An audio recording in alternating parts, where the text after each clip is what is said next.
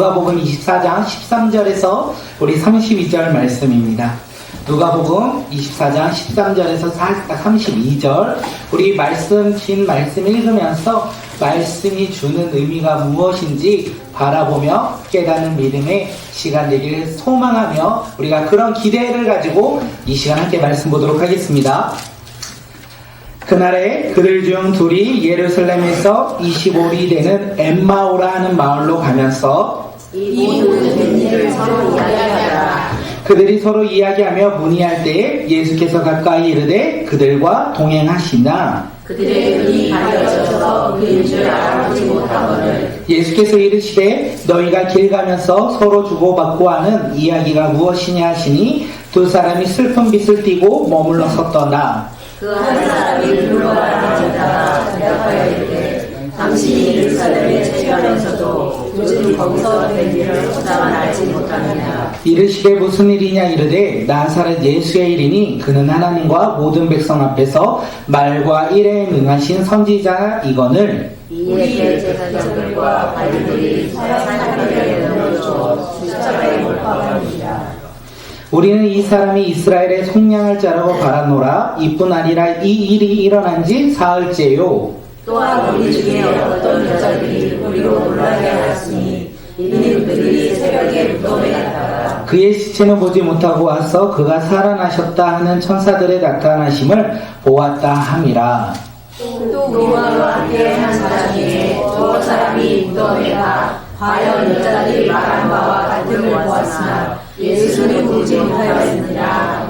이르시되 미련하고 선지자들이 말한 모든 것을 마음에 더디 믿는 자들이여 그리스도가 영원을 알았고 자기의 영광에 들어가야 할 것이 아니냐 하시고 몇 절이었죠? 27절이요. 네.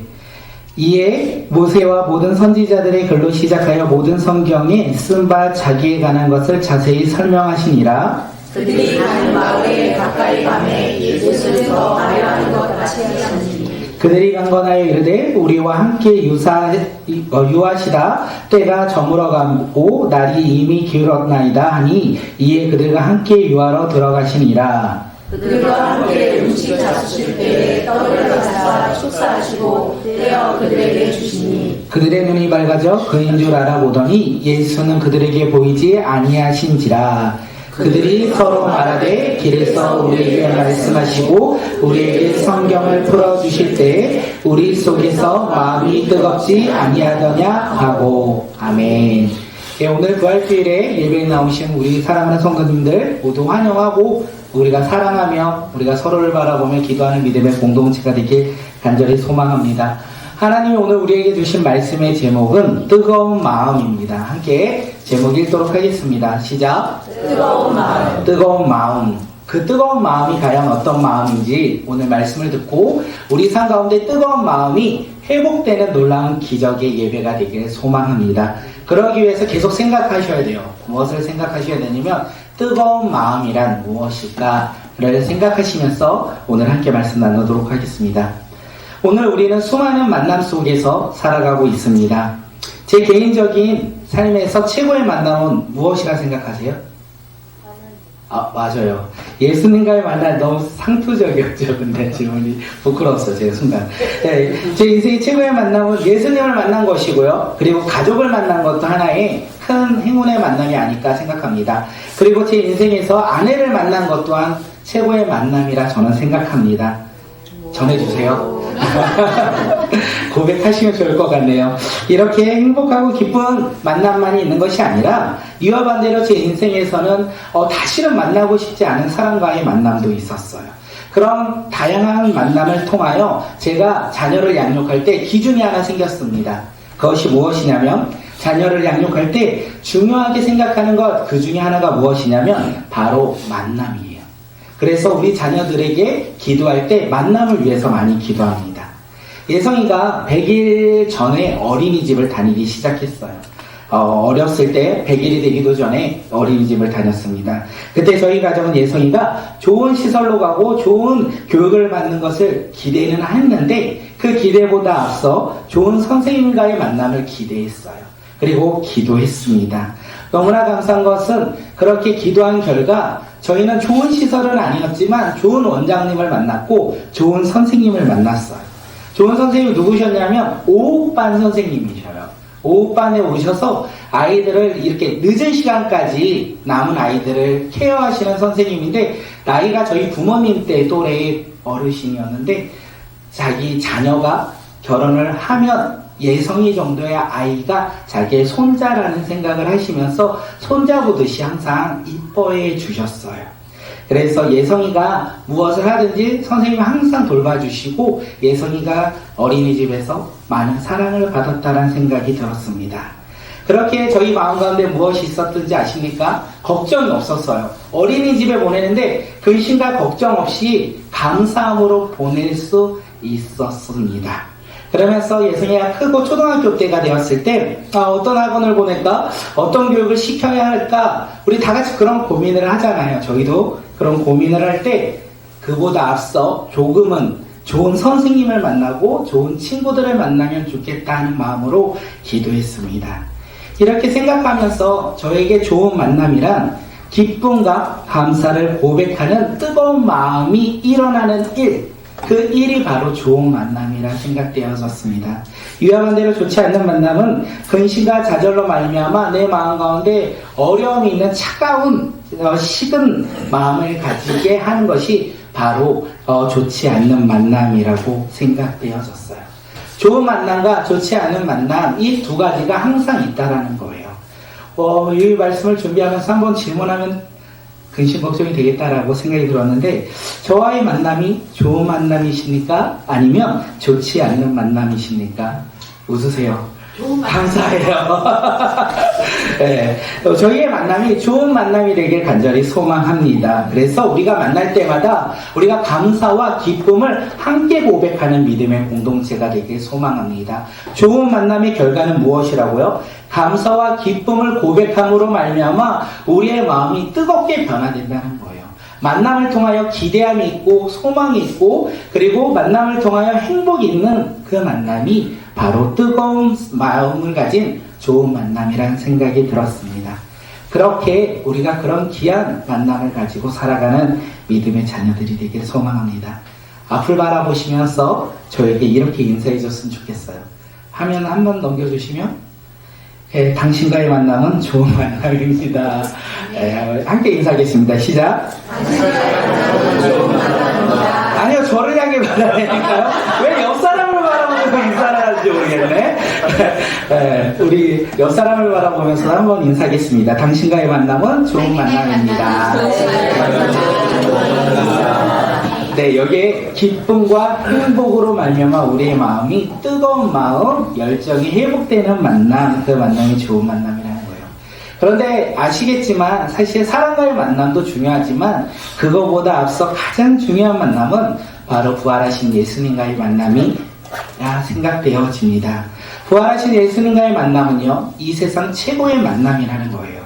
그것을 우리가 믿고 고백하며 살아가는 믿음의 자녀들이 되시길 간절히 소망합니다. 왜 부활하신 예수님을 만나는 것이 가장 귀한 만남인지 오늘 우리가 말씀을 읽었어요. 느끼셨죠? 본문을 읽으면서 예수님과의 만남이 가장 소중한 만남이라는 것을 우리는 캐치했을 거예요. 우리 함께 누가복음 24장 32절 말씀 한번 읽도록 하겠습니다. 시작. 그리스도로 말하되 주께서 우리에게 말씀하시고 우리에게 성경을 들어주실 때 우리 집에서 마음이 뜨겁지 아니하더냐 하고, 지금 예수님과 예수님의 두 제자가 길에서 만났어요. 예수님은 그들에게 무엇을 해주셨냐면 성경을 풀어주셨다라고 이야기하고 있습니다. 그 성경을 풀어주실 때 그들의 마음이 어떻게 됐다? 그들의 마음이 뜨거워졌다라고 되어 있어요. 쉬운 성경으로 보니까 우리의 마음이 불탔다라고 성경이 이야기합니다. 좋은 만남이란 제가 말씀드렸어요. 기쁨과 감사를 고백하며 뜨거운 마음이 일어나는 일이라고 했는데, 이 두 제자는 지금 예수님과의 만남으로 말미암아 좋은 만남, 이 세상의 최고의 만남을 가지고 있다는 거예요. 그러므로 그들의 마음이 어떻게 됐다고요? 뜨거워졌다. 그들의 마음이 지금 뜨겁고 불에 탄 것처럼 열정으로 변화된 모습으로 변화되었다라는 것을 이야기해요. 그 모습의 결과는 이 본문 다음인데 그들이 복음을 전하는 복음 전달자로서 사명을 회복했다라고 이야기합니다. 그렇다면 왜 예수님은 길에서 이 두 제자를 만났을까요? 그리고 길에서 왜 그들에게 말씀하셨을까요?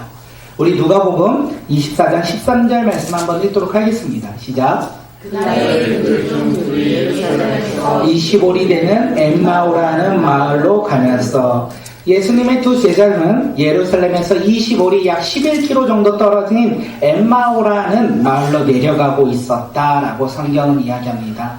예루살렘에서 엠마오로 그들이 왜 걸어가고 있었을까요? 예루살렘을 왜 떠나서 엠마오로 내려가고 있었을까요? 예루살렘에 지금 예수님이 계시지 않는다는 거예요. 예수님이 왜 예루살렘에 안 계실까요? 예수님은요, 십자가에 못 박혀 죽으셨습니다. 종교 지도자들의 시기로 말미암아 신성모독이라는 제목으로 십자가에 못 박혀 죽으셨다는 거예요. 총독 빌라도는요, 신문을 하면서 그가 깨달은 것이 하나 있어요.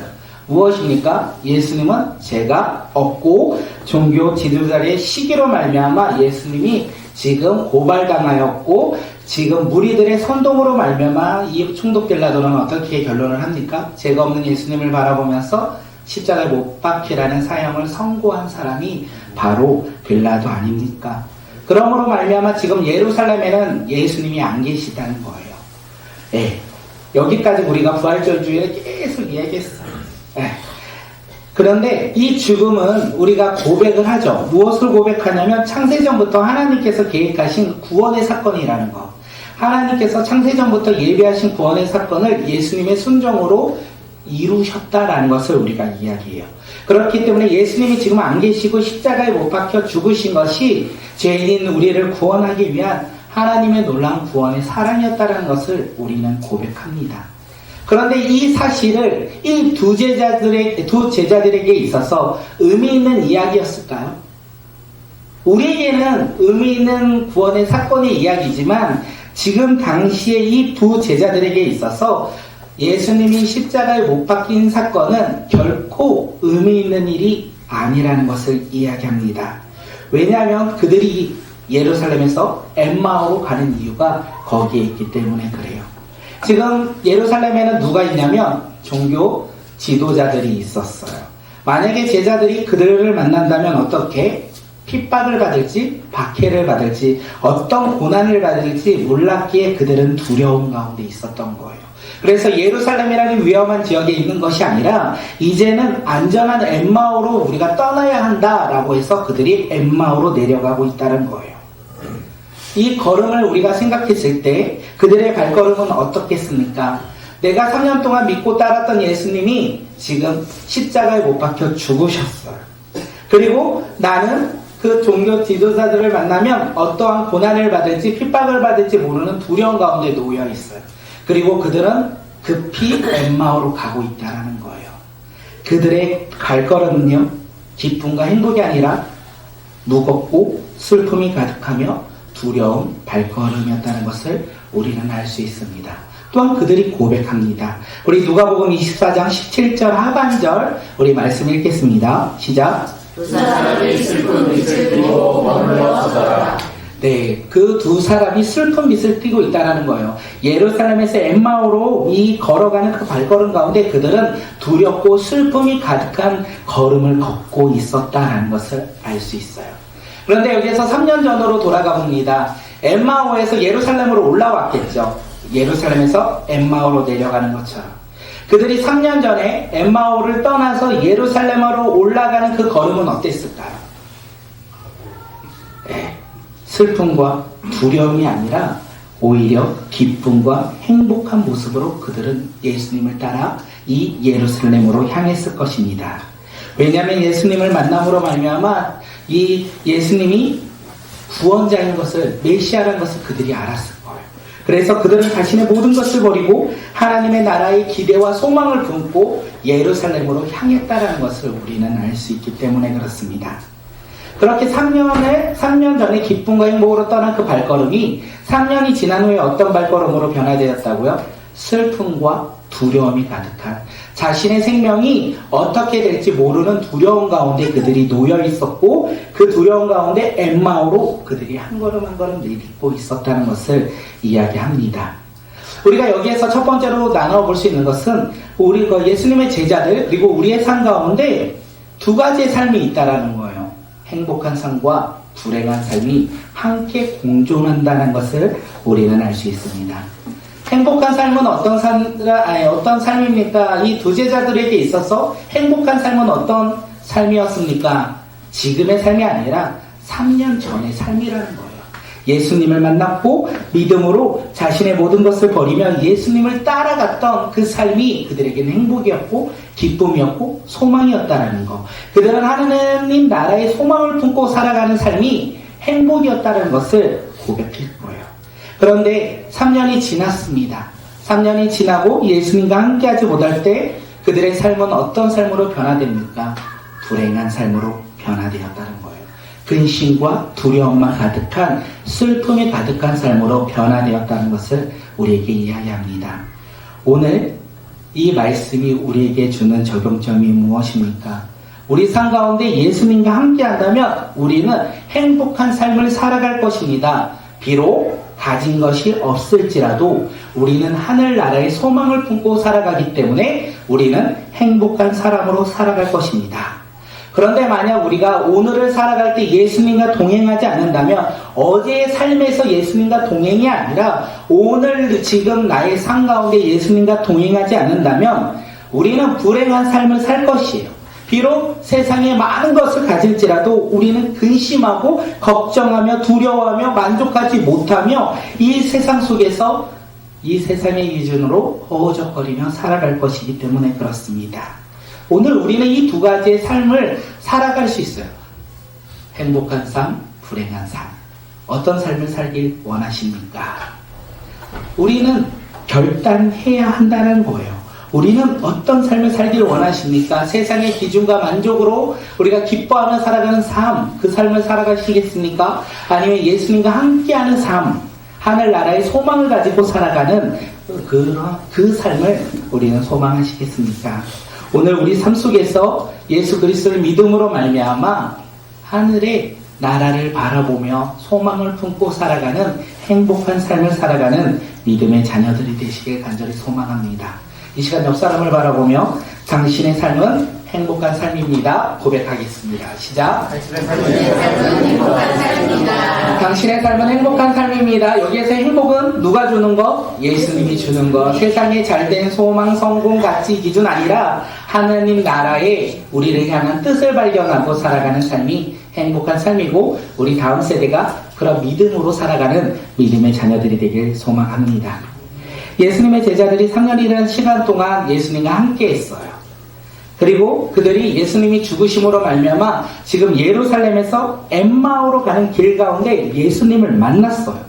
그런데 놀라운 사실은 예수님을 알아보지 못하였다라고 성경은 이야기해요. 3년 동안 동고동락하며 항상 함께했던 그 예수님을 왜 그들은 알아보지 못했을까요? 성경이 이야기하죠. 슬픔에 빠져있기 때문에 눈이 가려져 예수님을 알아보지 못하였다. 이렇게 성경은 이야기합니다. 그들이 부활하신 예수님을 만났지만 그들은 알아보지 못했어요. 부활하신 예수님의 마음에 어떤 마음이 들었을까요? 이 연약한 제자들을 바라보면서 어떤 마음이 들었을까요? 그런데 예수님은요, 화를 내거나 실망하거나 낙심하지 아니하고 질문하십니다. 왜 슬퍼하냐? 왜 슬퍼하냐? 이렇게 물어보세요. 그때 그들이 대접하죠. 예수님은 하나님과 모든 백성 앞에서 말과 일의 능력의 선지자인데 대제사장과 관리들이 예수님을 십자가에 못 박아 죽었고 그 일이 일어난 지 3일이 지났다 라고 이야기해요. 예수님이 못 박히신 금요일에 3일이 지난 주일에 그들이 지금 엠마오로 가고 있다는 것을 이야기하고 있어요. 주일에 그들은 엠마오를 향해 가고 있는 거예요. 부활하신 예수님을 만났지만 그 예수님을 알지 못하였다. 성경은 이야기합니다. 그런데 놀라운 것은 예수님이요, 그들에게 두 가지 일을 하십니다. 첫째는요, 모세와 모든 선지자들의 글로 시작하여 모든 성경이 바로 예수님 자신을 향한 말씀이라는 것을 풀어 해석해 주세요. 그들에게 예수님을 향한 말씀인 것을 가르쳐 주셨어요.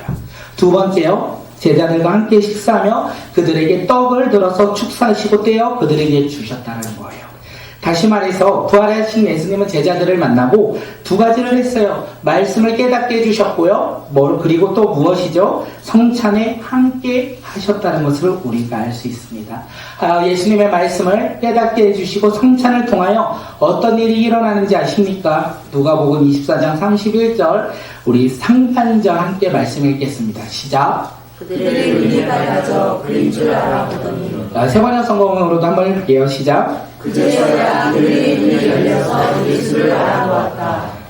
예수님의 제자들은 슬픔에 감기어 눈이 가려져서 예수님을 알아보지 못했어요. 그런데 예수님의 말씀을 듣고 성경이 말하는 뜻을 깨닫고 성찬을 통하여 그들의 눈이 그제서야 열렸다. 예수님을 알아보기 시작했다는 것을 이야기합니다. 오늘 우리 모두 부활하신 예수님을 만나는 믿음의 자녀들이 되시길 소망합니다. 여기 뒤에 예수 다시 사셨네 라고 써 있는데, 예수 다시 사셨네, 이것이 주는 메시지가 무엇입니까? 우리 삶 가운데 슬픔에 빠지면 안 된다는 거예요. 슬픔을 다른 말로 한번 바꿔볼까요? 세상의 기준, 성공, 가치관에 빠지면 우리는 예수님을 알아볼 수 없다는 것을 이야기합니다. 우리가 돈에 빠지고 세상 관심에 빠지고 내 자신의 주인된 삶에 빠져 있다면 우리는 예수님을 알아볼 수가 없다는 거예요. 우리가 눈이 가려서 예수님을 바라볼 수 없다는 거예요. 나의 삶의 성공을 바라보며 오늘 그것에 빠져 살아간다면 우리는 예수님을 알아보지 못한다는 거예요. 슬픔에 빠지지 않고 부활하신 예수님을 만날 수 있는 방법 무엇입니까? 말씀을 읽어야 돼요. 하나님의 말씀을 읽고 듣고 행함으로 말미암아 순종함으로 말미암아 우리의 삶 속에서 예수님을 만나고 더 깊이 만나는 믿음의 자녀들이 되시길 바라겠습니다. 우리가 성경을 피고 성경을 읽을 때 분명 예수님께서 우리 가운데 역사하실 거고 성령의 능력이 우리 가운데 임할 거예요. 그래서 우리는 눈이 밝아져 예수님이 누구신지 깨닫기 시작할 것입니다. 또한 성찬을 통하여 나를 위해 십자가에 못 박히신 예수님을 바라볼 때 우리의 눈이 밝아져 예수님을 만난다는 것입니다. 우리가 이 두 가지를 통하여 부활하신 예수님을 만나고 그 만남을 통하여 우리 삶 가운데 자유를 누리며 살아가는 믿음의 자녀들이 되길 소망합니다. 세상에 주는 자유가 아니라 무엇인가 내가 더 얻음으로 말미암아 자유를 얻겠다 생각하는 헛된 자유가 아니라 구원의 기쁨이 주는 자유, 영원한 생명이 우리 가운데 주는 자유를 우리가 마음껏 누리며 살아가는 믿음의 자녀들이 되시길 소망합니다. 부활하신 예수님을 믿는 믿음의 자녀, 이제 고백이 바뀌어요. 이제 이 두 제자가 눈이 밝아져 그들이 예수님을 깨닫고 그들의 고백이 바뀝니다. 그 바뀐 고백이 뭐냐면 우리가 함께 읽었던 누가복음 24장 32절 말씀입니다. 한 번 더 우리 말씀 읽도록 하겠습니다. 시작. 그들이 서로 말하되 주께서 우리에게 말씀하시고 우리에게 성경을 풀어주실 때 우리께서 마음이 뜨겁지 아니하더냐고. 부활하신 예수님을 만난다면 마음이 어떻게 된다고요? 뜨겁게 변화된다는 거예요. 뜨거운 마음, 열정이 회복된다라는 것을 이야기해요. 하나님의 말씀을 읽고자 하는 열정이 우리 삶 가운데 회복될 것입니다. 하나님의 말씀에 순종하고자 결단하는 우리의 섬김이 순종이 변화될 거예요. 기도에서 기쁨을 누리는 열정이 회복될 것이고요. 찬양의 은혜를 누리는 열정이 우리 삶 가운데 회복될 거예요. 복음을 전하는 우리 삶 속에서 복음 전달자로서의 삶의 사명이 우리 가운데 회복될 것을 이야기합니다. 그런 회복이 있는 믿음의 자녀들이 오늘 이 시간 우리 모두가 되길 간절히 소망합니다. 뜨거운 마음을 가진 자, 예수 그리스도와 함께 뜨거운 마음을 가진 자, 예수 다시 살아나심으로 말미암아 우리와 동행함으로 그 주님을 만남으로 삶이 변화된 자들은 회복이 있어요. 그 회복을 누리며 살아가는 믿음의 자녀들이 되시길 소망합니다. 한번 질문해 볼까요? 우리 삶 가운데 쉼과 여유는 어디에서 찾고자 하십니까? 우리 삶 가운데 삶의 휴식을 우리는 어디에서 찾고자 하십니까? 한번 다시 읽어볼까요? 시작. 그곳에 휴식이 있다라는 거예요. 그 예수 다시 사셔서 우리가 부활하신 예수님을 만날 때 우리 삶 가운데 쉼이 일어나고 회복이 일어나고 우리 삶 가운데 구원이 기쁨이 다시 한번 회복될 것이라 것입니다. 우리가 그 뜨거운 마음을 가지고 살아가는 자들이 되길 소망합니다. 예수 그리스도와 만남으로 말미암아 우리 삶 가운데 뜨거운 만남, 열정이 회복되고 구원의 기쁨이 회복되어 날마다 그 기쁨으로 살아가는 믿음의 자녀들, 그 기쁨을 증거하며 전하는 믿음의 자녀들이 오늘 이 시간 우리 모두가 되길 간절히 소망합니다. 우리 이 시간 한번 찬양하고 우리 기도하도록 하도록 하겠습니다. 우리 한번 찬양할 텐데 오늘 처음 부르는 찬양일 텐데 찬양의 제목이 뭔지 아십니까? 하나님이 너를 엄청 사랑하신대. 이 부활하신 예수님께서 왜 부활하셨습니까? 나를 사랑하시기에 예수님께서 십자가에 죽으시고 부활하신 것이 아니겠습니까? 그런데 그 사랑이 그냥 한순간의 사랑이 아니라 나를 엄청 사랑하신다는 것을 우리가 깨닫고 이 시간 그 주님과 동행하며 나가는 믿음의 자녀들 되시길 소망합니다.